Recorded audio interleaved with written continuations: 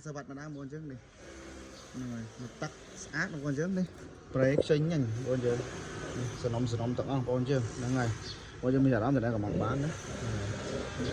អេមែនតើសលេងខ្លាំងមែនតើបងយើងអេមែនតើតាស់មានអារម្មណ៍តែកំងមកអូខេ350 វ៉ាត់ស្អាតបងយើងតបអានប៉ះក្បាលមកឲ្យបន្តិចទេអូខេអរគុណច្រើនបាយជម្រាបលាកុំភ្លេចជួយ like ជួយ share ដល់អស់គ្នាផងអរគុណច្រើនចាំបានអាវ៉ាន់អីអាចកំងបានបងយើងអរគុណច្រើនបាយជម្រាបលា